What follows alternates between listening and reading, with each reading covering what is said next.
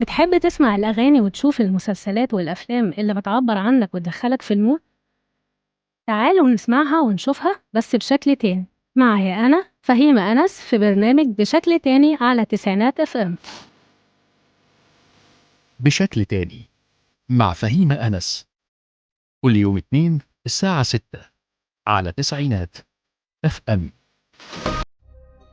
يا مساء الفل على كل اللي بيسمعونا على تسعينات FM، أهلًا بيكم، معاكم فهيمة أنس برنامج بشكل تاني، كل يوم اتنين الساعة 6 على تسعينات FM.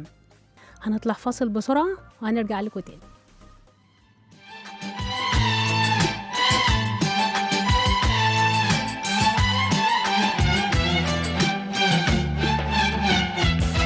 يا وابور الليل يا رايح يا مجبل عالصعيد، عاود لينا بروايح زمن الفرحة البعيد، عاود لينا بروايح زمن الفرحة البعيد. ورجعنا لكم تاني بشكل تاني مع فهيمة أنس على تسعينات FM. طبعا التتر اللي احنا كنا بنسمعه دلوقتي تتر مسلسل حلم الجنوبي. النهاردة هنتكلم عن شخصية الصعايدة أو المجتمع الصعيدي في الدراما المصرية أو في الأفلام بقى عموما. طبعا أغلب المسلسلات والأفلام كانت بتصور لنا، أو خصوصا إن في كتير مننا من المجتمع القاهري ما يعرفش، ما راحش الصعيد أو ما شافش صعايدة غير من خلال الأعمال الدرامية أو الأفلام. وطبعا كان السمة الغالبة على الأعمال دي إن هي جايبة طول الوقت شخصية الصعيدي الساذج اللي بيضحك عليه شبه العتبة الخضراء كده، يعني اللي هو بينزل يشتري العتبة، أو إن يبقى حد يعني بيتلاعبوا بيه، يا إما لازم يبقى مش أبله كده مش عارف حاجة، يا إما يبقى حد حتى لما بيجيبوا الأغنياء في الصعيد برضو لازم يبقى جايبين إن الشخص الغني بيبقى غني من مصدر غير مشروع، معرفش اشمعني يعني بصراحة يعني أغلب الأعمال كلها مركزة على السكة دي، إن دايما يبقى يا إما بيكون من إن هو بيتاجر في الآثار أو بيتاجر في المخدرات، لازم يبقى الفلوس بتاعته دي وقصور غريبة جدا بصراحة يعني. الواحد مش عارف إن كان الكلام ده في الصعيد بجد ولا لأ. يعني لما تتفرج مثلا على يعني هو تقريبا في استثناءات طبعا عشان ما نبقاش بنعمم، يمكن استثناء بسيط كده في كام عمل، نموذج منهم النموذج اللي هو بتاع مسلسل حلم الجنوبي، وده تقريبا كانوا جايبين أول مرة، أو مش يعني من المرات القلائل يعني إن يبقوا جايبين راجل صعيدي اللي هي شخصية نصر وهدان القط اللي هو جسدها الفنان صلاح السعدني. ان هو جاي اول حاجه مش لابس ولا عمه ولا جلابيه ولا الكلام ده، لان هم ساعات بيجيبوا يبقى برضو متعلم وبيلبس عمه، وتقريبا اغلب الناس دلوقتي ما بتلبسش عمم في الصعيد اساسا يعني. والشكل اتغير عن الدراما طول الوقت بتصوره، لغاية يعني مثلا نصر وهدان القط ده عنده كان حد لقي بردية بالصدفة، فعرف ان في مقبرة الاسكندر الاكبر، وابتدى لدرجة ان هو ابتدى يبيع الارض بتاعته عشان لما هو طبعا خد اجازة من المدرسة، وكان في ناس بتطرده عشان فكرة ان البردية دي، لان هو عرف خد البردية دي من حد من اللي عنده في البلد. كان هو بيعرف اللغة الهيروغليفي وكده، بما ان هو مدرس تاريخ وكان مثقف جدا يعني. فشخصية حسن حسني اللي هي عمران الجرحي اداله البردية اللي هو كان لقيها، وقال له ان هو عايز يترجمها. فهو لما ترجم وعرف ان دي هيبقى فيه مقبرة اللي هي هيكشف عنها اللي هي بتاعة الاسكندر الاكبر، لدرجة ان هو بقى باع الارض بتاعته وسافر، وطبعا خد البردية من عمران، وعمران كان عايز ياخد البردية تاني، لدرجة ان ولع له في البيت عشان خاطر يعرفوا يلاقوا البردية دي، بس كان خلاص بقى اللي هو خلاص البردية اتحرقت ومعرفوش يلاقوها. بس هو كان عنده من كتر ما هو حفظ البردية، حفظ كل حاجة فيها، فراح للمكان بالظبط، سافر اسكندرية على أساس إن هو راح ورا الحلم بتاعه يعني، وبيتعرف هناك على دكتور وبنته اللي هو دكتور لاشين اللي هو الفنانة أبو بكر عزت، والدكتورة رؤية لاشين اللي هي الفنانة سيمون، وبيساعدوه بتدور الأحداث إن هما بيحاولوا يساعدوه إن هو فعلا يوصل لحوار المقبرة ده وكده. وطبعا بيقابلهم حاجات كتيرة وأحداث كتيرة بتعاكس عليهم. ده نموذج إيجابي مثلا من ضمن النماذج اللي اتجابت في الدراما، بما إن احنا دايما زي ما بنجيب السلبي هنجيب الإيجابي كمان. في هنعرف نشوف نموذج تاني، بس هنطلع فاصل ونرجع له تاني.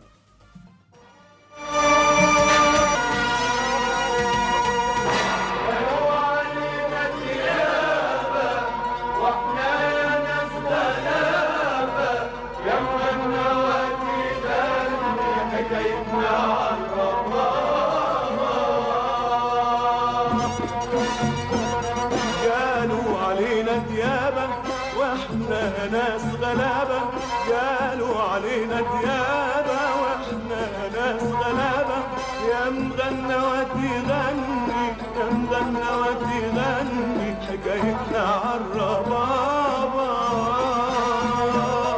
ده الكل دي حكاية فيها عبرة وآية، ده الكل دي حكاية فيها عبرة وآية، لا تشوفها في القراية ولا عرفتها الكتابة.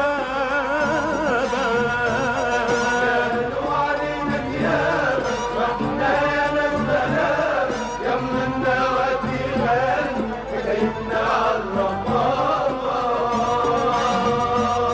هم اللي بيظلمونا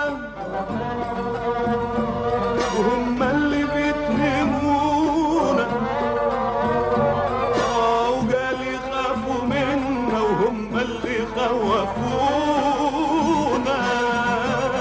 شبعان من القاسية كيف دمي يبقى مية، شبعان من القاسية كيف دمي يبقى مية، داق الجبل عليا داق الجبل عليا، أنا ديب ولا ضحية ما ترد عليا يابا.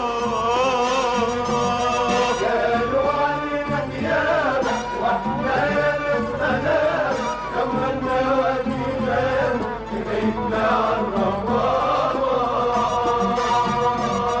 هم اللي عذبوني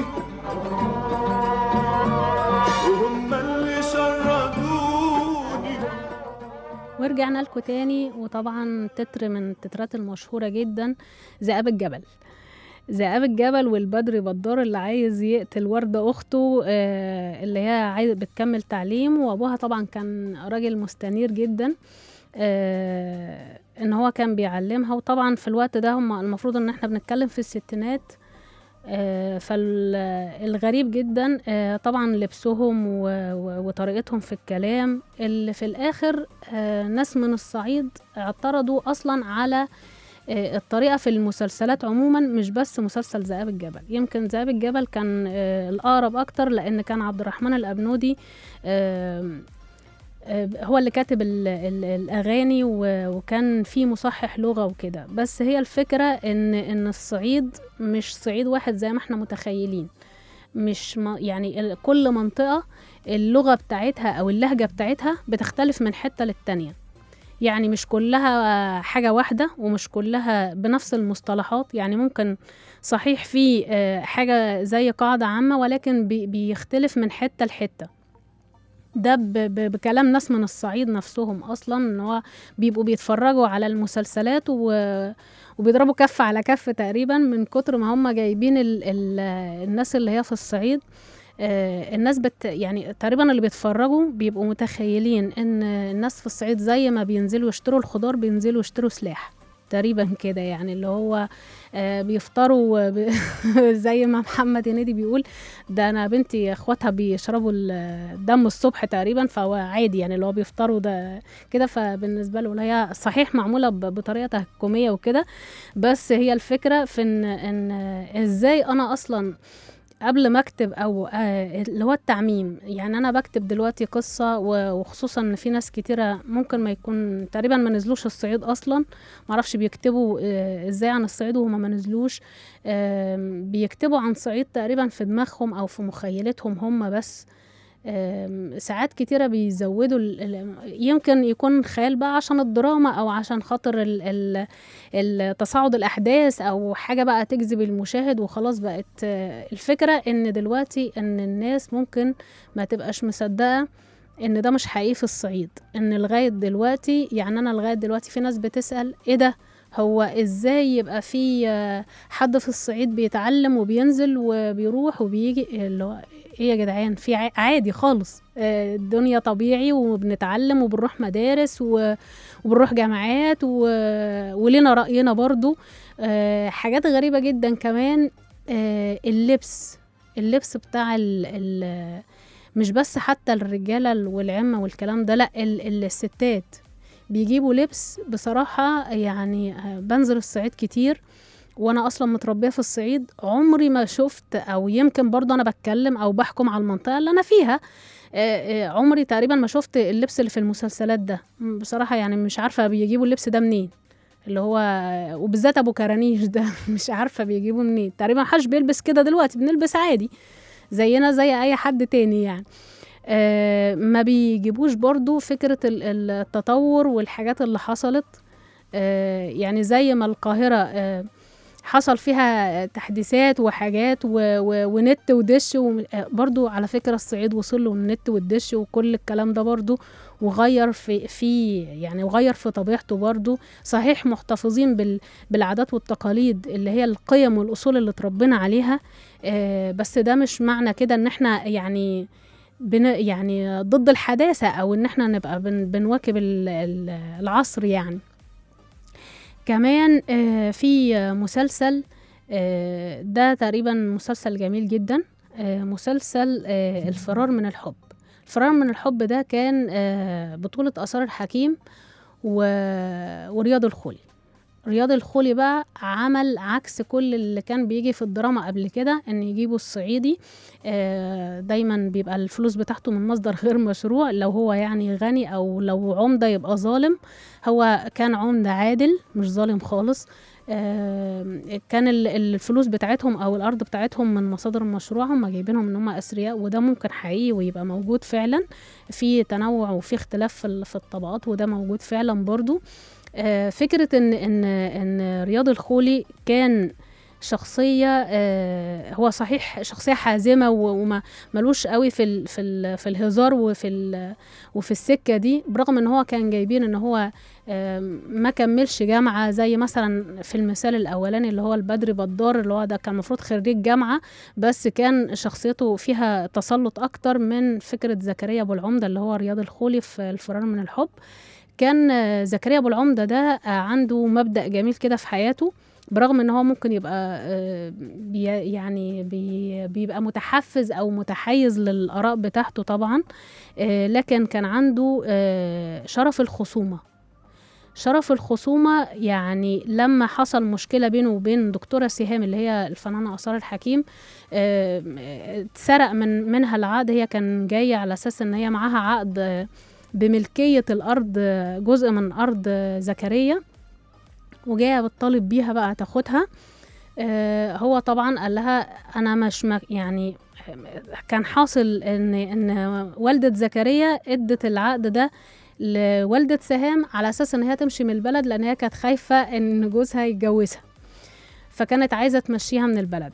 وفعلا الست خافت وخدت بنتها ومشيت، مقابل ان هي هتديها الجنينة دي والريع بتاعها يفضل يروح لسهام والوالدتها.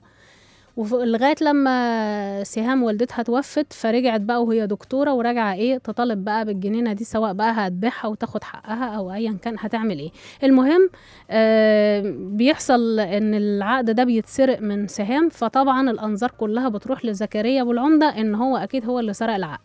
لغاية لما زكريا بيحاول ان هو يعرف مين المجرم اللي اعتدى على دكتورة سهام وخد منها العقد ده، وفعلا بيرجعه لها، لدرجه ان هو بيروح لها اسكندريه تاني على اساس ان لان هي كانت جايه ان هي قاعده في اسكندريه، فبيروح لها ان هي يودي لها العقد بتاعها. فهي بتقول له انت رجعت لي العقد ليه؟ بيقول لها انا لما رجعت لك العقد ده ما كانش تحدي ولا استهانه بيكي او بحد يعني، انما في الاساس ده كان محافظه على سمعتي وكيان ابويا اللي انت اتهمتني بسرقه العقد ده.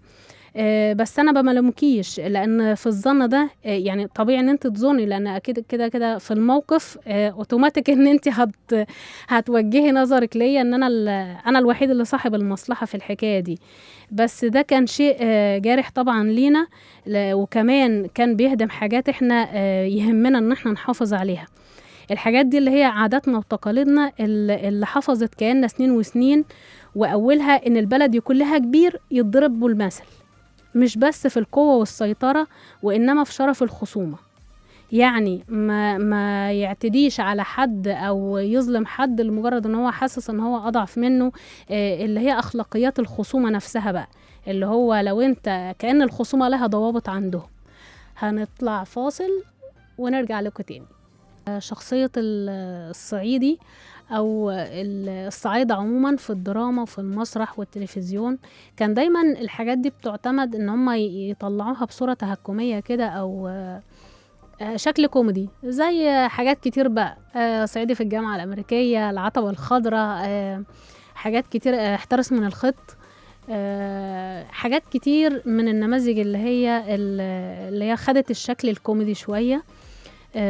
بس طبعا وفي ناس من الصعيد دايما كان بيبقى عندهم غضب شديد من بعض الأعمال، وخصوصا اللي كانت دايما بتمثل ان الراجل في الصعيد يا إما مفتري وبياكل حق الناس اللي حواليه، يا إما الفلوس بتاعته بيبقى جايبها من مصدر غير مشروع، يا إما يبقى بيتعامل بطريقة يعني طول إن أنا بطلعه في الدراما أو بطلعه في الأفلام والمسلسلات إن جايبه عبيط بقى ومش عارف حاجة وإن بيضحك عليه، وغير النكت طبعا، يعني ده قصة تانية بقى، حوار النكت دي لها حلقات وحلقات بقى لوحدها دي يعني.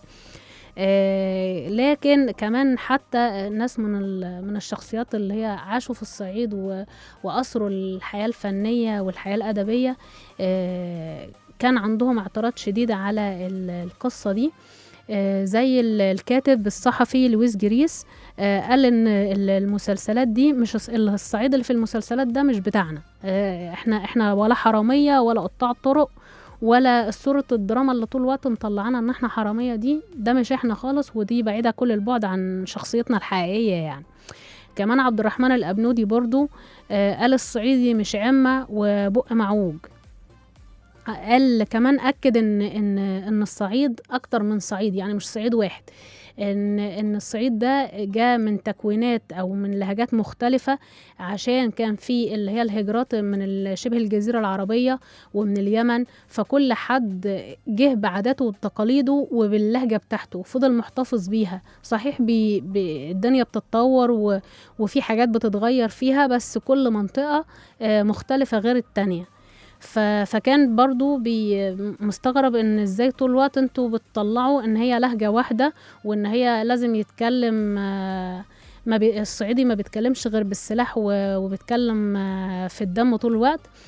طول الوقت الفكرة دايما المسيطرة على القضايا اللي دايما بيناقشوها في الدراما، ان الصعيدي ما بيفكرش غير في الطار بس، اللي هو لازم هنطخ عيارين وكده وبتاع والكلام ده. لا، في حاجات تانية كتيرة جدا في الصعيد غير فكرة ان انت تبقى جايبنا طول الوقت ان احنا بننزل نشتري سلاح زي ما بنشتري الخضار كده، يعني لازم نبقى منصفين شوية. كمان عايزة بقى طبعا بما ان عمالين نجيب حاجات كده صعبة قوي على الصعيدة، أنا عايزة أعرفكم بعض أسامي أو بعض الأسماء الشخصيات ونماذج إحنا بنفتخر بيها ده في مصر عموما، فهتعرفوا بقى كمان إن هم من الصعيد. شخصيات زي مثلا عباس العقاد، رفاعة الطهطاوي، طه حسين، محمد صديق المنشاوي، عبد الباسط عبد الصمد، وطه الفاشني، جمال الغيطاني، عبد الرحمن الأبنودي، وعمر مكرم قائد المقاومة الشعبية ضد الاحتلال الفرنسي، وأول وزيرة في تاريخ مصر كانت من الصعيد، حكمة أبو زيد. انتوا متخيلين ان الاسامي دي، ودي جزء يعني جزء بسيط جدا من القامات المهمة عندنا في صعيد مصر، اللي معرفش هل احنا يعني قاصدين ومتجاهلين ولا ده سقط سهوا، يعني ان احنا ما نبقاش مهتمين بالقامات دي، ان احنا نبرزها في الصعيد زي ما بنبرز ان انت هتعمم لي دلوقتي. احنا بنعمم يعني للأسف، لو حد مش عارف هيعمم، هيشوف مسلسل، هيشوف فيلم، هيبتدي يفتكر ان خلاص كل الناس هي دي زي لما بيجيبوا في حارة شعبية او صحيح الدراما بتحاكي الواقع وكده، بس هي مش بالدرجة دي بقى. يعني اللي هو مش طول الوقت انا جايبه الصعايده ان هم ما بيعملوش اي حاجه خالص غير ان هم بياخدوا طار من بعض. صحيح ممكن تبقى موجوده بس اندثرت شويه، يعني قلت كتير عن الاول. ففي حاجات تانية في الصعيد برضو ممكن تهتم بيها، ان انت تجيبها في الدراما، ان انت تبرز حاجات مهمه بتحصل، الشخصيات والقامات العظيمه دي. لما يبقى في ناس كتير ما تعرفش ان كل القامات دي من صعيد مصر، وابقى بس جايبه لهم ان الصعيدي هو اللي بيجري ورا القطر، او هو اللي بيشتري العتبة، او هو اللي تايه، او هو ازاي؟ يعني ازاي الدراما ما تبقاش منصفة؟ وهي خصوصا ان الدراما او الفن عموما ده اللي بيرسم الصورة الذهنية عند كتير مننا. يعني الفكرة كمان ان انت ممكن يبقى حد الصورة الذهنية اترسمت عنده من مسلسل او من فيلم او من مسرحية شافها او حاجة سمعها، يبتدي يحكم عليها ان هي دي القاعدة العامة، وان هو كل الصعيد كلهم شكلهم كده، وان هم بيعملوا كده، وان هم بيضربوا الناس على طول الوقت ماشيين بالسلاح. يعني ده كان في فكرة ان هو لدرجة ان هو كان حد بيتريق بيقولك ده بيحسسونا ان احنا بدل ما بنرضع عيالنا بنعلمهم، اللي هو يعني الطفل وهو صغير خلاص بنعلمه ازاي يمسك السلاح، وازاي يبقى عارف كل انواع الاسلحة والكلام ده كله. وطبعا اغلب الكلام ده كله مش صحيح. يمكن انت بتجيب حالة وتبتدي تعممها، زي فكرة المطاريد. يعني حتة المطاريد دي بصراحة أنا ما عرفتهاش غير من المسلسلات، برغم أن أنا صعيد وأعرف ناس كتيرة صعيد من مناطق تانية، بس كلنا اتفاجئنا بفكرة المطاريد دي. اللي هو لما تشوف مطاريد الجبل، إيه مطاريد الجبل دي؟ يعني اللي هو برضو حاجة اللي هو كأنك يعني انت في حتة تانية تقريبا، او سايب الخيال بقى بتاع المؤلف بتاعك ورايح بقى في سكة تانية خالص. فكرة برضو ان احنا لما نجيب الصعايدة ان هم عندهم تقفيلة الدماغ. فكرة تقفيلة الدماغ دي الصعيدي ما بيقفلش دماغه كده وخلاص عمال على بطال، لا. الصعيدي ده لما فكرة ان هي تقفيلة الدماغ مش عشان يثبت ان هو صح، لا، ده بالعكس، دي نابعة من حس ان هو حاسس بالمسؤولية ومقدر الحاجات اللي هو بيعملها، فعشان كده عارف ازاي يبقى يقدر يقفل دماغه. كنت معاكم فهيمة أنس بشكل تاني على 9 FM. استنونا كل يوم 2 الساعة 6.